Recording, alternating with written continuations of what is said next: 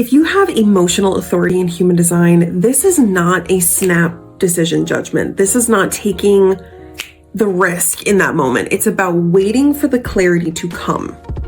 Because emotional authority means sometimes you're going to have very heightened emotions, and it's hard to really decide if that's a good thing or a bad thing. Let's use this in a positive mindset, right?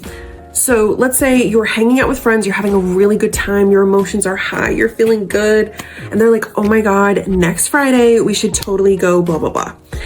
And you're like, oh my God, so amazing, let's do it. But you didn't realize next Friday was actually your luteal phase. So now next Friday comes and your energy's lower, and you're like, oh, I really wish I didn't say yes to that, because you were answering in a heightened state. So being an emotional authority is all about trusting how things feel. If it feels really good, say yes to it because it feels good. But it's also about waiting for your energy to be in a more neutral place before you commit to something that you may not have the energy for later. And then maybe on the negative end of the spectrum, you say yes because it's been scary and you haven't had a job, and you find the first job and you're like, oh my God, yes. Because there's this big emotional relief that you feel that you got a job offering. But now you're starting the job and it's paying you a little bit less and you actually don't like it and you don't really have the energy for it.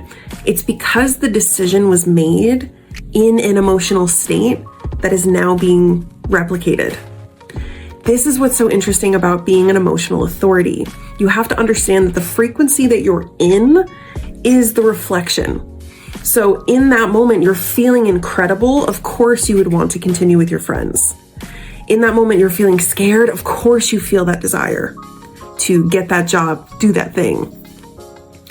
But when you take a step back and you understand that having that emotional authority is really giving yourself 2 to 3 business days to mull it over and like really ask yourself, how does this really feel to me when I'm chill, when I'm excited, then you'll start to notice like, I guess I was only excited because we were all together.